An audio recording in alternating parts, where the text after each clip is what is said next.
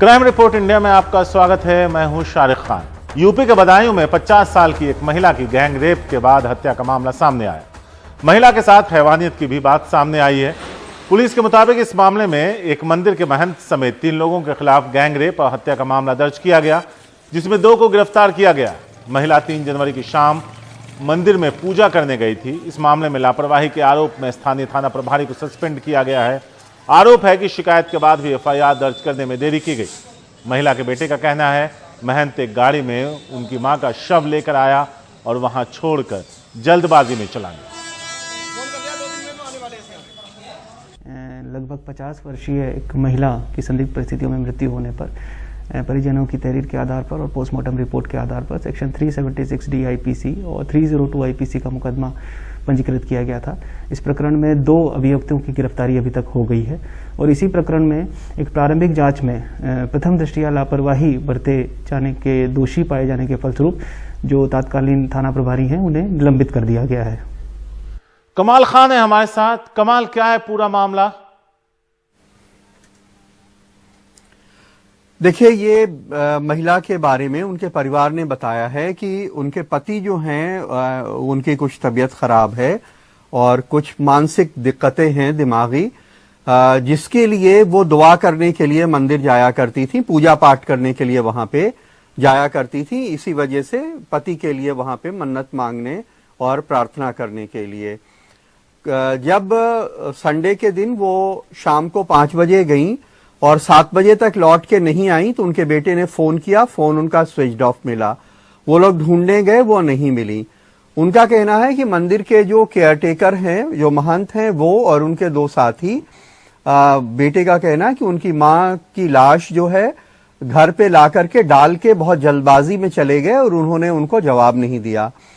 ये इन लोगों ने अपने परिवार को बुलाया। रात में बहुत रोना धोना मातम हो रहा था क्योंकि 11 साढ़े 11 बजे के करीब उनकी बॉडी आई थी।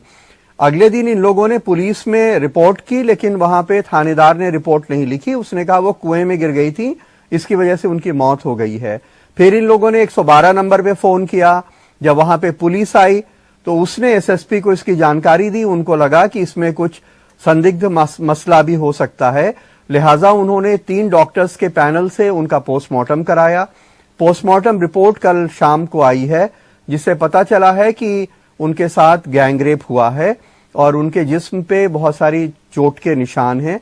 उनके प्राइवेट पार्ट्स पे भी चोट के निशान पाए गए हैं और घर वालों की तहरीर पे पुलिस ने मंदिर के महंत और 2 उनके साथियों के खिलाफ गैंग रेप और हत्या का मुकदमा दर्ज कर दिया है। 2 लोग गिरफ्तार हुए हैं, अभी मुख्य आरोपी फरार हैं। शुक्रिया कमाल इस पूरी जानकारी के लिए। महिला अपने पति के लिए दुआएं मांगने गई थी, वापस नहीं लौटी। यूपी के बुलंदशहर में ठाकुर ब्रांड के जूते बेचने वाले एक मुस्लिम युवक को पुलिस उठा कर ले गई। रात 10 बजे जाकर दबाव पड़ने के बाद और काफी सवाल उठने पर, उसके एक्शन के सवाल उठने पर उसे रिहा किया गया। पूछताछ के लिए पुलिस कह रही है कि फिर से बुलाया जाएगा तो उसे आना पड़ेगा।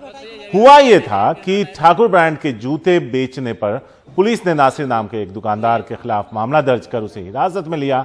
बजरंग दल के नगर इकाई के नेता ने दावा किया कि उन्होंने अपनी पहल पर इस शख्स को जेल भिजवाया। दिलचस्प यह है कि ये जूते बरसों से यूपी में बिक रहे हैं, लेकिन जूते बनाने वाले पर कोई कार्रवाई नहीं हुई। कई ब्रांड्स के जूते ये शख्स फुटपाथ पर बेचता है, जिसमें 4 जोड़ी जूते ऐसे थे जिसके सोल पर ठाकुर ब्रांड लिखा हुआ था, जिसका उसे कोई अंदाजा नहीं था। मुरादाबाद में शमशान घाट हादसे में मुख्य आरोपी ठेकेदार राजीव त्यागी को अस्पताल में मेडिकल कराने के लिए पुलिस लेकर गई थी। अस्पताल में ही शमशान घाट में छत गिरने के हादसे में घायलों को भर्ती कराया गया। घायलों के परिजनों ने आरोपी की यहां पिटाई कर दी। बड़ी मुश्किल से पुलिस उसे बचाकर यहां से कोर्ट में पेश करने के लिए ले गई। इस बीच इस केस की जांच के लिए यूपी सरकार ने 3 सदस्यीय कमेटी का गठन किया, जिसे 3 दिन में अपनी रिपोर्ट सौंप दी।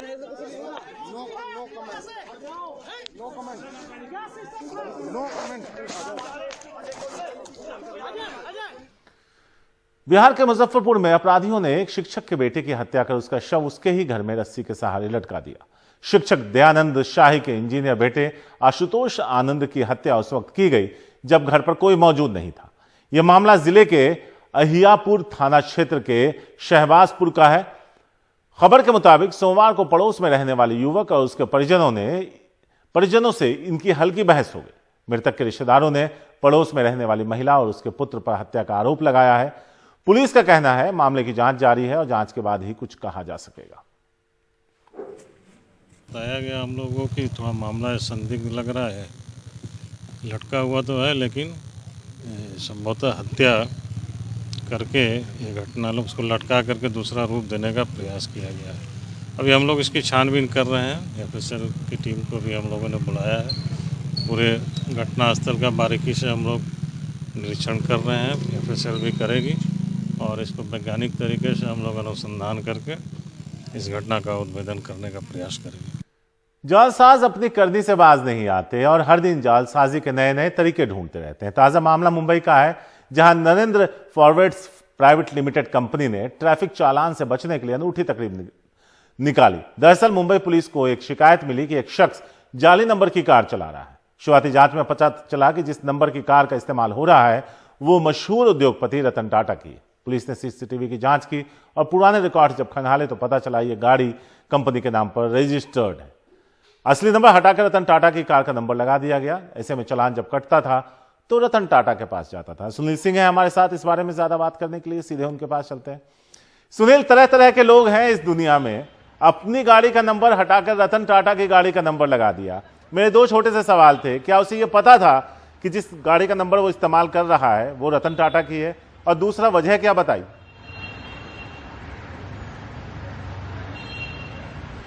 देखिए शारिक, अमूमन अपराधी अपना अपराध छुपाने के लिए या फिर अपनी पहचान छुपाने के लिए जब अपराध करते हैं तब इस तरह के जाली नंबर प्लेट का इस्तेमाल करते हैं ताकि पुलिस उन तक पहुंच नहीं पाए।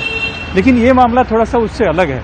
जो पुलिस से जानकारी मिली है उसके अनुसार जो messrs Narendra forwards private limited company है उसकी जो संचालिका हैं वो अंक ज्योतिष पे विश्वास करती हैं और उनका ऐसा मानना था कि कोई ऐसे अंक होंगे तो उनके व्यवसाय में व्यापार में ज़्यादा फायदा मिलेगा।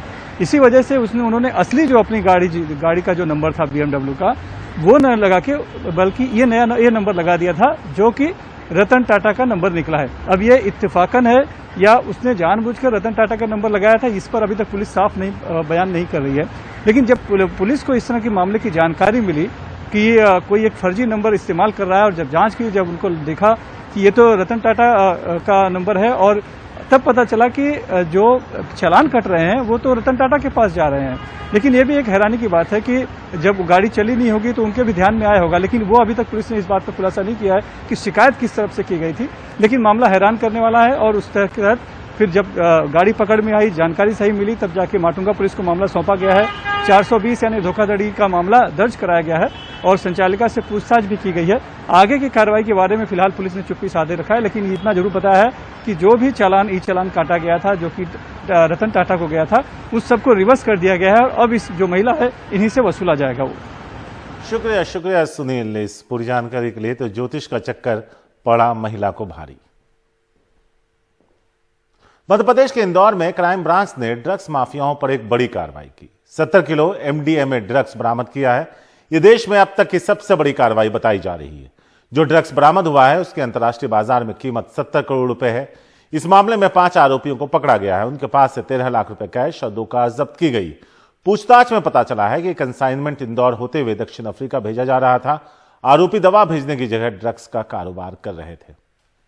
अनुराग द्वारी हैं हमारे साथ इस बारे में ज्यादा बात करने के लिए, सीधे उनके पास चलते हैं। अनुराग, इन माफियाओं तक पहुंची कैसे पुलिस? देखिए, कुछ दिनों पहले शारिक इंदौर में एक ड्रग वाली आंटी वो पकड़ी गई और उसके बाद धड़ाधड़ वहां कार्रवाई हो रही है। 21 लोग अभी तक पकड़े जा चुके हैं और पुलिस को अब शक है, इस मामले के तार बहुत लंबे हैं, विदेशों से लेकर बॉलीवुड तक इसके कनेक्शन हैं। ड्रग वाली आंटी और इन 5 लोगों के पकड़े जाने के बाद अब इसमें एक और बड़े नाम की तलाश है जिसका नाम है सम्राट, जो मुंबई के कई बड़े होटलों में पुलिस को जानकारी मिली है कि वो एक रात में लाखों रुपए खर्च कर देता है। इंदौर में रहता है, मूलतः यूपी का रहने वाला वाला है। कल जो लोग पकड़े गए हैं उसमें से कुछ लोग ऐसे भी हैं जो दवा के पेशे से जुड़े थे, पहले 10-15 साल पहले एमआर का काम करते थे और धीरे धीरे उन्होंने फैक्ट्री में कैसे सिंथेटिक ड्रग्स बनाई जा सकती है इस पेशे में आ गए और बहुत बड़ा कारोबार है। पूरे देश से लेकर विदेश तक इनके नेटवर्क में लोग हैं, फैले हुए हैं। ये भी बताया जा रहा है कि कई अभिनेताओं के संपर्क में थे, बड़ी बड़ी जो बॉलीवुड की पार्टियां हैं या और जो बड़ी बड़ी पार्टियां, और कई रईस जादों को इन्होंने अपने चंगुल में ले रखा था। पहले इस तरह से उनको फंसाया जाता था और फिर ड्रग्स की लत लगाई जाती थी। तो बहुत पेचीदा मामला है। हालांकि पुलिस को एक बड़ी कामयाबी मिली है। 70 करोड़ रुपए अंतर्राष्ट्रीय मूल्य में इस ड्रग्स की कीमत है, जिसकी खेप पुलिस ने बरामद की है और एक एक करके 21 लोग गिरफ्त में आ गए हैं। सम्राट अगर पुलिस की गिरफ्त में आता है तो उम्मीद है कि और भी कई सारे खुलासे होंगे इस मामले में। शुक्रिया अनुराग इस पूरी जानकारी के लिए। तेलंगाना में ऑनलाइन ऐप के जरिए लोन का मामला दिन ब दिन गहराता जा रहा है। शुरुआत में 4 कंपनियों से शुरू हुई जांच अब 55 कंपनियों तक पहुंच गई है। ये सभी कंपनियां कोरोना काल में पिछले 6 महीने में बनाई गई थी। शुरुआती कार्रवाई में इन कंपनियों से जुड़े 27 बैंक अकाउंट फ्रीज किए गए थे और 100 करोड़ के घोटाले की बात कही जा रही थी। लेकिन कुछ ही दिनों की जांच के बाद यह आंकड़ा 122 ऐप से जुड़े 358 बैंक अकाउंट तक पहुंच चुका है। यही नहीं, सिंगल पेमेंट गेटवे के तहत किए गए ट्रांजैक्शन का कारोबार 8,000 करोड़ रुपए से अधिक बताया जा रहा है। इस मामले में लोन लेने वालों में से 6 लोग इनकी ज्यादतियों और धमकियों के डर से खुदकुशी कर चुके हैं। तेलंगाना में इस केस की जांच की अगुवाई कर रही एडिशनल पुलिस कमिश्नर शिखा गोयल से बात की संवाददाता उमा सुधीर ने। हमारे साथ है शिखा गोयल जो एडिशनल कमिश्नर हैं हैदराबाद की। ये पूरा जो कर्जा लेने का ऑनलाइन ऐप का जो बिजनेस है वो किस तरह से बढ़ रहा है और सडनली अभी सामने क्यों आ रहा है? बेसिकली ये पैंडमिक के समय कुछ कंपनीज एस्टैब्लिश करी गई थी और ये एक इंस्टेंट लोन ऐप्स आप डाउनलोड करें और आप वो लोन ले सकते हैं, छोटा अमाउंट। ये लोन ऐप का जो रैकेट है ये अभी रिसेंटली बस्ट हुआ हैदराबाद सिटी पुलिस में और आज के इंफॉर्मेशन के हिसाब से करीब 358 बैंक अकाउंट्स हैं इनसे लिंक्ड, 122 ऐप के साथ लिंक हुए हुए हैं। करीब 100 करोड़ रुपए ऑलरेडी हमने 27 बैंक अकाउंट में हम लोग अभी ऑलरेडी फ्रीज कर चुके हैं। किस तरह के इंटरेस्ट रेट्स होते हैं और किस तरह की प्रेशर इन पे लगाई जा रही थी और क्या प्रेशर था? एक्चुअली 5 लोगों की अब तक सुसाइड से भी मौत हो गई। जी, इसमें सबसे पहले तो आप अगर ये जब भी आप ये लोन ऐप डाउनलोड करेंगे अपने फ़ोन पे तो ये आपसे इन्फॉर्मेशन मांगता है आपके कॉन्टैक्ट्स की और आपकी फ़ोटोज़ और इस तरह की और कुछ चीज़ों की जो यूजुअली लोग दे देते हैं। उसके बाद आप जब लोन लेते हैं, ये लोन छोटा अमाउंट का लोन है, 2,000 से 10,000 यूजुअली लोन लिया जाता है। बट इसमें इंपॉर्टेंट चीज़ ये है कि ये इसमें बहुत हाई रेट इंटरेस्ट ले रहे हैं, 20 से 50% इंटरेस्ट रेट लेते हैं। प्रोसेसिंग फीस भी बहुत ज़्यादा ले रहे हैं और रीपेमेंट आपका 7वें दिन से शुरू हो जाता है। तो 7 से 15 दिन के बीच में आपको ये लोन रीपे करना है। साथ इन लोगों ने कॉल सेंटर्स देश के अलग अलग हिस्सों में खोले हुए हैं। हम हैदराबाद सिटी पुलिस ने 6 कॉल सेंटर्स पे रेड किया, जिसमें 2 हैदराबाद में थे, 2 गुरुग्राम हरियाणा में और 2 बैंगलोर में। इसमें करीब 2,000 एम्प्लॉयज़ काम करते हैं। ये लोग 7वें दिन से आप फ़ोन करना शुरू करते हैं जिसने भी लोन लिया और उसको रीपेमेंट के लिए बोलते हैं। और जैसे आप रीपेमेंट जैसे आपने पहले दिन नहीं किया और अगले दिन आपका है, तब अगले दिन से थोड़ा सा आपसे जिस तरीके से वो बात करेंगे, जितने आपको कॉल्स आएंगे वो बढ़ते जाते हैं। और इसी तरह हर दिन जैसे 7वें से 15वें दिन हर दिन सीवियरिटी इस चीज़ की बढ़ती जाती है। आपके फैमिली और फ्रेंड्स को फ़ोन करना शुरू करते हैं कह के कि आप लोन रीपे नहीं कर रहे हैं। व्हाट्सएप ग्रुप क्रिएट कर देते हैं आपको डिफेम करने के लिए। और इस तरह से इतना ज़्यादा हैरेसमेंट इन्होंने करा है कि लोगों ने सुसाइड तक की नौबत आई है। एंड आपने एनफोर्समेंट डायरेक्टरेट को भी इसमें जांच के लिए कही है, उनका क्या एंगल है? एंड चाइनीज नेशनल्स जो अरेस्ट किए गए हैं उनका पात्र क्या था? एनफोर्समेंट डायरेक्टरेट इन्वेस्टिगेट करती है मनी लॉन्ड्रिंग एस्पेक्ट्स के लिए, जिसके लिए क्योंकि इसमें इतना जो हज़ारों करोड़ के जो ट्रांजैक्शंस आए हैं वो मनी फ्लो कैसे आया है, कहाँ से पैसा आया है, कहाँ जा रहा है, किन लोगों के उसमें है, ये सारा जो चीज़ है इसको इन्वेस्टिगेट करने के लिए और सिस्टर एजेंसीज़ की हम लोग हेल्प ले रहे हैं। और इसमें अभी हमें जो भी इंफॉर्मेशन आ रही है हम लोग सबसे शेयर कर रहे हैं। हमने चाइनीज़ नेशनल जैसे हम अरेस्ट हुए हैं, इसमें जो हमने अरेस्ट किए वो इंडिया हेड ऑपरेशंस थे इन कंपनी के, जो कंपनी हमारे पास आई है। तेलंगाना में पुलिस ने एक फर्जी इंश्योरेंस रैकेट का पर्दाफाश किया। इस मामले में 11 लोगों को गिरफ्तार किया गया और 1125 फर्जी इंश्योरेंस पॉलिसी को जब्त किया गया। दरअसल इंश्योरेंस कंपनी को इसको लेकर शिकायत की थी, जिसके बाद स्पेशल ऑपरेशन टीम इस रैकेट को उसने पकड़ा और गिरफ्तारी की।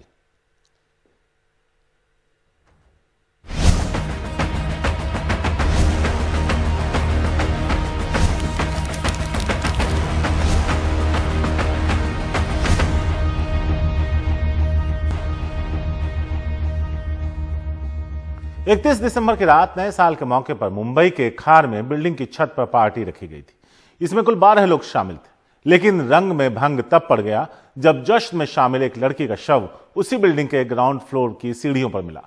हैरानी की बात यह है कि 2 लोगों को की गिरफ्तारी खार पुलिस कर चुकी है, लेकिन हत्या की गुत्थी अब भी नहीं सुलझी है। इस बीच मृतका के परिजनों ने मुंबई पुलिस आयुक्त से मिलकर न्याय की गुहार लगाई। जाह्नवी के माता पिता ने सोचा भी नहीं था कि नए साल का जश्न मनाने गई उनकी बेटी जिंदा वापस नहीं आएगी और कत्ल के आरोपी भी उनकी बेटी की सहेली और दोस्त निकलेंगे। 22 साल की जाह्नवी की हत्या के आरोप में खार पुलिस ने श्री जोधनकर और दिया पाडनकर को गिरफ्तार तो कर लिया है, लेकिन मौत की गुत्थी अब भी उलझी हुई है। नतीजा वारदात के 4 दिन बाद मुंबई पुलिस आयुक्त से मिलकर न्याय की गुहार लगानी पड़ी है। मां ने तो दोनों आरोपियों पर साजिश कर उनकी बेटी की हत्या का आरोप लगाया है। It's a plan murder sir. लड़की घर में थी, पापा के साथ थी, पापा का बर्थडे था, मेरे पास फोटोग्राफ भी है। 12 बजे का टाइम है, बाप के साथ बैठी हुई थी, केक काट रही थी। आप उसका चेहरा देखो, खुश थी वो, बैठी हुई थी। चलो चलो चलो चलो चलो 12:15 बजे उसको वहाँ से ले गया करा। दिया लेके गई, दिया और श्री दोनों आए थे। श्री थे हमारे पास। मेरे बर्थडे पे केक काटवाया, केक काटा हम लोग ने, उन्होंने बर्थडे विश किया, मुझे केक भी खिलाया उन्होंने। फिर बोला, फिर मेरी बेटी बोली मेरे को जाना है। मैंने कहाँ जा रहे हो आप? मैं बोला हम लोग जा रहे हैं अपने फ्रेंड्स लोग को विश करके, हम लोग आधे घंटे में आ जाएंगे। तो मैं बोला बेटा अभी कर्फ्यू का टाइम है, अभी मत जाने, मैं आ जाएंगे आधे घंटे में। बोला ठीक है आप आधे घंटे जाने दो हमें, और हम लोग जल्दी आ जाएंगे। जाह्नवी की मौत पुलिस के लिए अभी तक अनसुलझी गुत्थी बनी हुई है। पुलिस का कहना है कि वो पूरे घटनाक्रम को स्थापित करने की कोशिश में है, लेकिन अभी तक सफलता नहीं मिली है, क्योंकि गिरफ्तार दोनों आरोपी कुछ भी याद नहीं होने की बात पर अड़े हैं। पार्टी में शामिल दूसरे लोगों के बयानों में भी विरोधाभास है। प्राथमिक जांच में जाह्नवी की मौत सिर पर चोट लगने से हुई है, लेकिन उसके शरीर पर ढेर सारे खरोंच और चोट के निशान हैं। साथ ही दोनों आरोपियों के शरीर पर भी चोट के निशान हैं।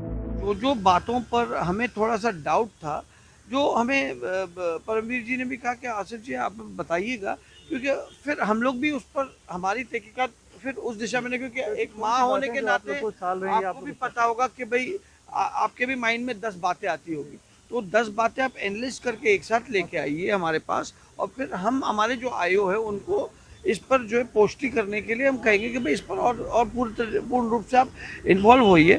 पुलिस हैरान है। मृतका जाह्नवी कुकरेजा और आरोपी श्री जोधनकर और दिया पाडनकर तीनों अक्षय मित्र हैं। फिर उस रात अचानक ऐसा क्या हुआ कि तीनों आपस में लड़ पड़े, जिसका अंत जाह्नवी की मौत से हुआ।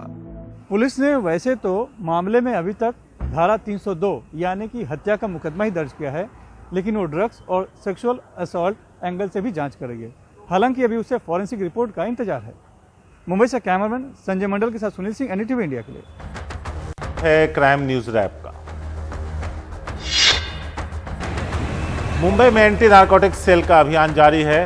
विक्रोली इलाके में 3 लोगों को गिरफ्तार किया गया है। उनके पास से 106 किलो गांजा मिला है। आरोपी से पूछताछ जारी है और यह पता किया जा रहा है कि इतनी बड़ी खेप कहां भेजी जा रही थी। मध्य प्रदेश के इंदौर में टोल प्लाजा पर तोड़फोड़ हुई है। ग्रुप में आए लोगों ने प्लाजा पर तोड़फोड़ की। यह सारी घटना सीसीटीवी में कैद हुई है। पुलिस ने इस मामले में जांच शुरू कर दी है।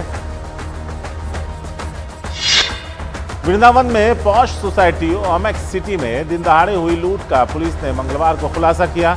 इस मामले में 2 आरोपियों को गिरफ्तार किया गया।